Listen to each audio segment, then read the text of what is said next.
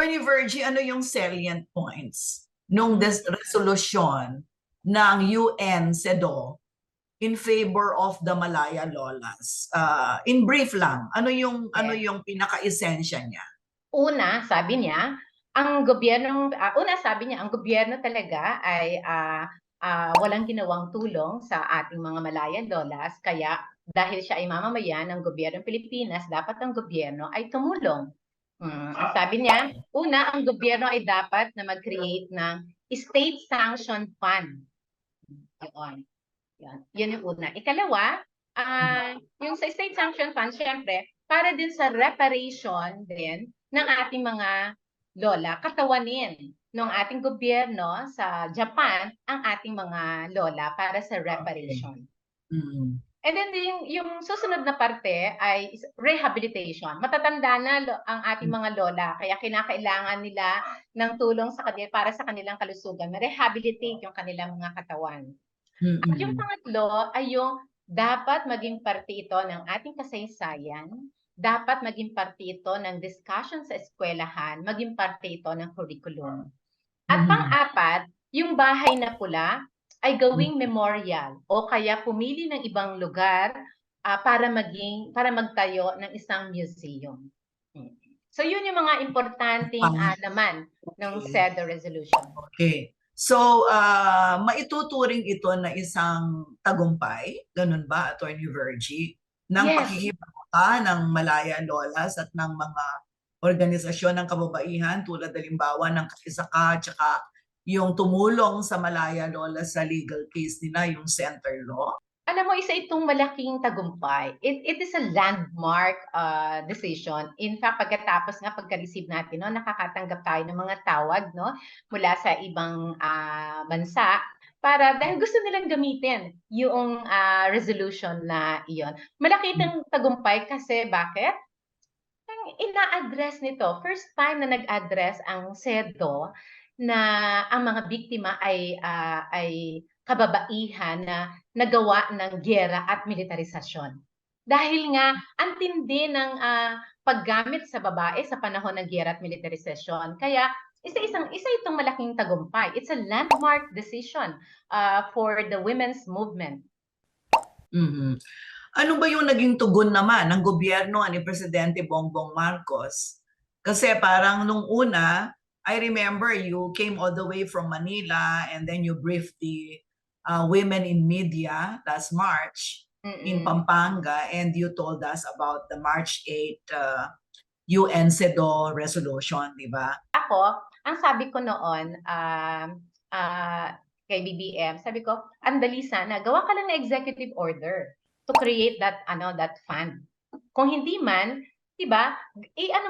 Gawin mong priority bill para kaagad-agad mas-shortcut ang pagpapagawa ng batas ng ating Senado para doon sa state sanction fund. Nakakatuwa naman dahil lagi-lagi tayo mula sa kaisaka, lagi natin challenge ang gobyerno diyan Kaka-challenge natin isang araw,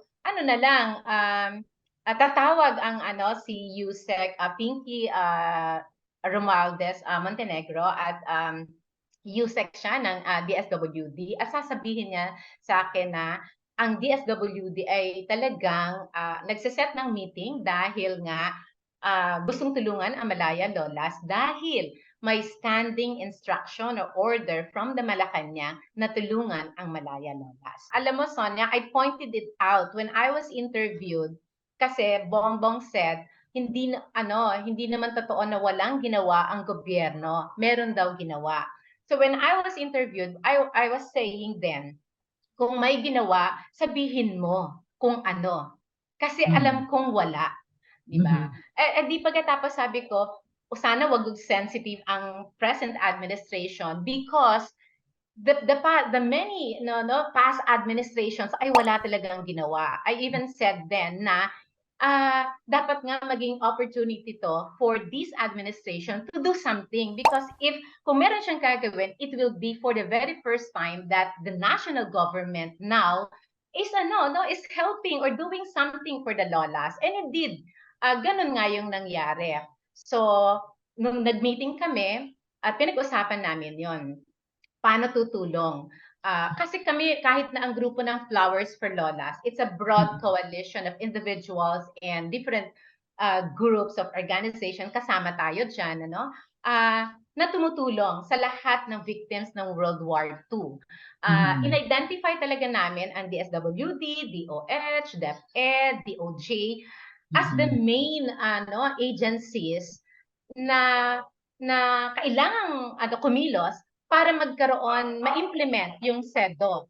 No? Kaya isang malaking bagay talaga na ito yung DSWD took the initiative of calling us and asking me, ano yung pwedeng gawin? So, nagkaroon kami ng meeting. Alam mo, Sonia, after a week, talagang ang order din talaga ni Secretary Rex Gatchalian ay within a week, kailangan matulungan ng ating mga lola. And it happened, no? Nag-usap kami Friday. The next Friday, schedule na ng payout sa ating mga lolas. Ano ba yung payout? Yun na lang, magkano yung binigay at yun na lang bang ibibigay?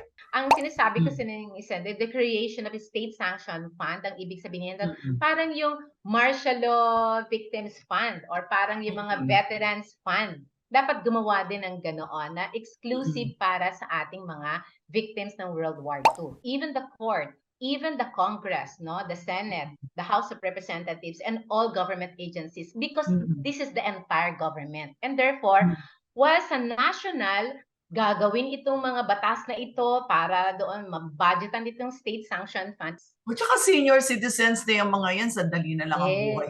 Correct, diba? oo. Mga tignan line of 9 na yan, mga 91, 92, mga ganyan ang edad. Oo. Attorney Virgie, yun nga, dati mahigit 100 daw sila, ngayon 21 na lang sila. 20 na lang, Sonia, kasi last week, may namatay pa. First week of May, may namatay pa. Habang nag-uusap kami ng DSWD, biruin mo, mamamatayan pa ako ng isang lola. Mamamatayan pa tayo ng isang lola. Kaya dapat 21, naging 20 na lang. Kaya din talaga, kaya ang sabi ko, bilisan. Kasi kako, araw-araw, baka mawalan tayo ng lola. Eh di paano na yan? Diba? Ano pang silbi kako niyan? The DOH, naku, napaka-importante yan sa Malaya Lolas. Meron na silang mga maintenance, meron silang vitamins, kailangan nila ng regular check-up. DOH can easily do that, di ba? May mga special silang pagkain na kailangan dahil marami doon hindi na nakakakain. Ayun, madali yun. DOJ, yes, malaki maitutulong to ensure na yung hustisya sa ating mga lola ay makamit talaga nila against Japan. It's just a matter of sino yung magdadala ng laban ng mga lola? Katulad sa Korea, 'di ba? Nire-represent sila ng bansa ng gobyerno nila. Dapat ganun din, i-represent ng ating gobyerno ang mga lola sa kanyang paghingi ng hustisya sa Japan. Parang napakaliit naman ng 10,000. Oo. Maliit talaga yung 10,000. Siguro yun din ang dahilan kung bakit ang order ng Malacanang ay lahat ng government agencies. Ibig sabihin, hindi lang yung DSWD.